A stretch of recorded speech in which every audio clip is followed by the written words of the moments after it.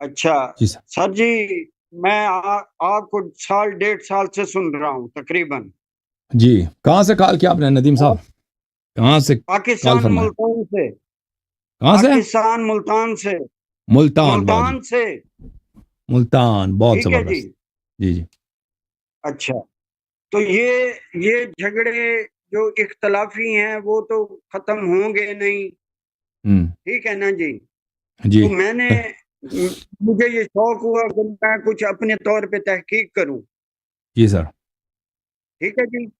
جی تو قرآن مجید کا ترجمہ پڑھ رہا ہوں، کتب احادیث جو اہل سنت کی ہیں، بخاری شریف، مسلم شریف، ان میں سے احادیث پڑھ رہا ہوں نا. جی جی. تو آپ یہ اعتراض کرتے ہیں کہ حضرت عمر رضی اللہ تعالیٰ عنہ اور حضرت ابو بکر صدیق رضی اللہ تعالیٰ عنہ کا ایمان ثابت نہیں ہے یا وہ جی کافر ہیں. یہ جی آپ کی ہے نا. تو جی اس سلسلے میں ایک حدیث پیش کرتا ہوں آپ کے سامنے، جی بخاری شریف سے. جی. وہ حدیث یہ ہے کہ بخاری شریف حدیث نمبر ہے 3685. 3685. ٹھیک ہے جناب. 3685. ہاں 85. جی. اس کو ذرا پڑھیں اور اس کا ترجمہ کریں. پوری حدیث کو پڑھنا ہے، پورا ترجمہ کرنا ہے. ابن عباس نے کہا کہ عمر جو ہے، یہ تو شیعہ حدیث نہیں ہے نا. پڑھیں. دیکھیں احادیث میں جھوٹی احادیث بنانا کوئی مشکل تھوڑی ہے. جھوٹی احادیث یہ کام. یہ کوئی بات میں پڑھ کے سناتا ہوں آپ کو. ہاں پڑھ کے سنائے. حدیث ہے پڑھ کے سناؤ بھائی، پڑھ کے تم سناؤ. ہاں. جب عمر کو شہادت کے بعد ان کی چارپائی پر رکھا گیا تو تمام لوگوں نے لاش مبارک کو گھیر لیا اور ان کے لیے اللہ سے دعا اور مغفرت طلب کرنے لگے. لاش ابھی اٹھائی نہیں گئی تھی، میں بھی وہیں موجود تھا. اسی حالت میں اچانک ایک صاحب نے میرا شانہ پکڑ لیا. میں نے دیکھا تو وہ علی تھے.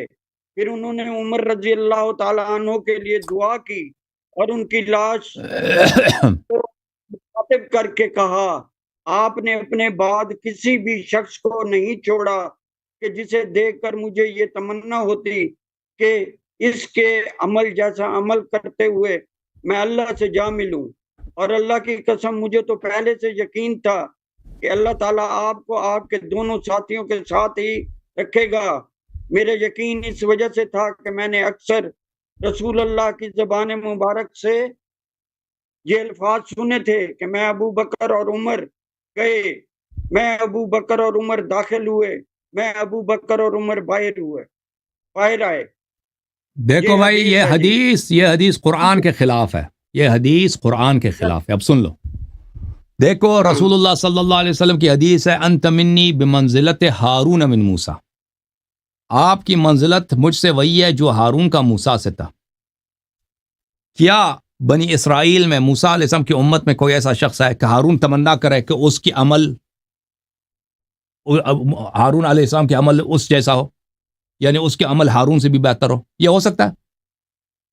نہیں، یہ آپ حدیث نہیں. آپ مجھے بتائیں ابو بکر عمر نے کب ایمان لایا؟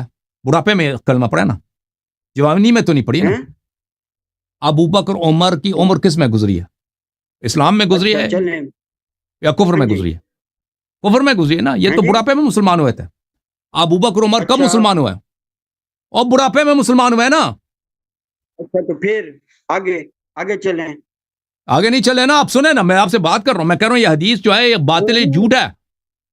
اور بھائی کیا بنی اسرائیل جھوٹ ہے کیسے؟ بخاری ابھی میں دوبارہ کہہ دیتا ہوں. اس کے بہت سارے دلائل ہیں. پہلی دلیل سن لیں. پہلی دلیل یہ ہے کہ حضرت امیر المؤمنین علیہ الصلوۃ والسلام انت منی بمنزلت ہارون من موسیٰ. آپ کی مجھ سے وہی منزلت ہے جو ہارون کو موسیٰ سے ہے. کیا بنی اسرائیل میں ایسا شخص ہے جس کے عمل ہارون سے بہتر ہو، جس کا نماز ہارون سے بہتر ہو، جس کا ایمان ہارون سے بہتر ہو، جس کا تقوی اس سے بہتر ہو؟ کہ ہارون تمنا کرے کہ کاش اس کے عمل میرے ہوں. تو کیسے ہو سکتا ہے کہ امیر المؤمنین علیہ السلام تمنا کریں کہ کاش عمر کے اعمال میرے ہوں؟ پھر میں آپ کو بتا دیتا ہوں. مزید دیکھو بھائی ابو بکر عمر کب مسلمان ہوئے؟ بڑھاپے میں، اور ان کی عمر تو بت پرستی میں گزری ہے، ان کے اعمال تو کوئی عمل ہے ہی نہیں ہے، یہ تو بڑھاپے میں انہوں نے کلمہ پڑھا ہے۔ امیر المومنین علیہ الصلوۃ والسلام کبھی بت کے سامنے سجدہ کیا ہی نہیں ہے۔ ایک شخص ہے، اور سن لو بھائی، ایک شخص ہے جس نے کبھی بت کے سامنے سجدہ ہی نہیں کیا، ایک ہے دوسرا جو بڑھاپے میں کلمہ پڑھا، اس کے آخر زندگی تک وہ بت پرستی میں گزری۔ یہ کیسے ہو سکتا ہے کہ وہ دعا کرے کہ اللہ وہ کاش میں اس کے عمل میں رہوں؟ پھر میں آپ کو مزید بتاتا ہوں، ابو بکر عمر جنگوں سے بھاگے ہیں، امیر المومنین علیہ الصلوۃ والسلام میں ہر جنگ میں اسلام کو اگر فتح ہوئی ہے تو امیر المومنین علیہ السلام کے صدقے۔ تو یہ کیسے تمنا کر سکتا ہے کہ اس کے عمل جو جنگ سے بھاگتا ہے وہ اس کے ہوں، امیر المومنین علیہ السلام کے ہوں؟ تو یہ پتہ ہے نا کہ حدیث ہی جھوٹی ہے بھائی، حدیث جھوٹی حدیث بنانے کا کیا خرچہ ہے بھائی؟ کوئی خرچہ ہی نہیں، آپ بیٹھ کے بنا دو، کوئی خرچہ ہی نہیں جھوٹی بات بنانے کا، پروپیگنڈا کا۔ اچھا، یہ جنگ سے بھاگنے والی جو بات ہے وہ آپ یہی بخاری شریف کی حدیث ہے 3699، 3699، یہ پڑھیں ذرا، آپ پڑھو 3699۔ اب پتہ چلا نا، اب اس کا جواب دینا ذرا، جو ہارون ہے وہ کیا تمنا کر سکتا ہے کہ کسی امتی کا عمل جو ہے اس کے عمل ہو، یا امتی کی ہمیشہ تمنا ہوتی ہے کہ کاش میرا عمل ہارون جیسے ہو؟ ہارون کریں نہ کریں، مولا علی تو کر رہے ہیں۔ نہیں ہو، یہ جھوٹ ہے نا، یہ جھوٹ ہے بھائی، جھوٹے حدیث کا کوئی خرچہ ہی نہیں ہے۔ یہ پڑھیں، یہ بھی آپ کہیں گے جھوٹی حدیث ہے۔ بالکل بالکل 3699 بخاری شریف۔ بخاری کے روایت ہمارے لیے نزدیک حجت نہیں ہے، بخاری کی روایت قرآن کے خلاف ہیں۔ جس شخص کے اعمال ہبط ہو چکے ہیں وہ کیسے صدیق ہو سکتا ہے؟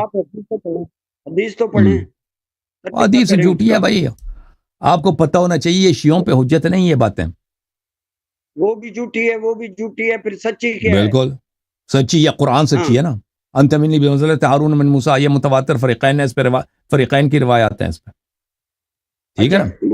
یہ جو جنگوں سے بھاگ گئے یہ سچی ہے، یہ جو بڑھاپے میں انہوں نے کلمہ پڑھا تھا، کلمہ پڑھنے کے بعد بھی ان کے اعمال سب کو پتہ ہے۔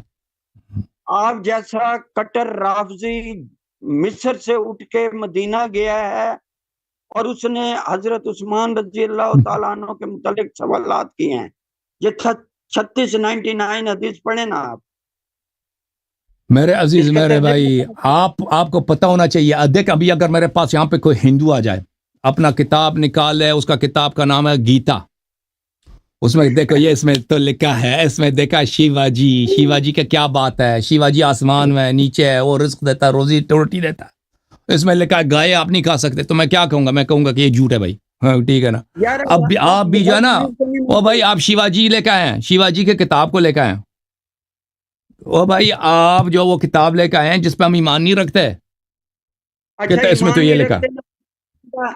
آئندہ ہمیں غلط ثابت کرنے کے لیے ان کتابوں سے حوالہ نہ دیا۔ کیوں؟ آپ تو مانتے ہو نا، آپ جب اس کو مانتے ہو تو آپ پہ دلیل لا دیں گے نا۔ آپ تو نہیں مانتے، ہاں آپ دلیل دو نا، تو اس لیے ٹھیک ہے بھائی، ٹھیک ہے بھائی، ٹھیک ہے۔ ندیم صاحب، ندیم صاحب تھینک یو سر، ندیم صاحب تھینک یو سر، ندیم صاحب ہم آپ کے کتابوں سے اس لیے دلیل لاتے ہیں کہ آپ اس کو مانتے ہیں، ہم ان کتابوں کو نہیں مانتے، آپ لوگ مانتے ہیں اس لیے ہم دلیل لاتے ہیں، ٹھیک ہے نا بھائی؟ ایک حدیث آپ لاتے ہو قرآن کے خلاف، سنت کے خلاف، سنت متواترہ کے خلاف، اس کو تو ہم نہیں مان سکتے نا بھائی۔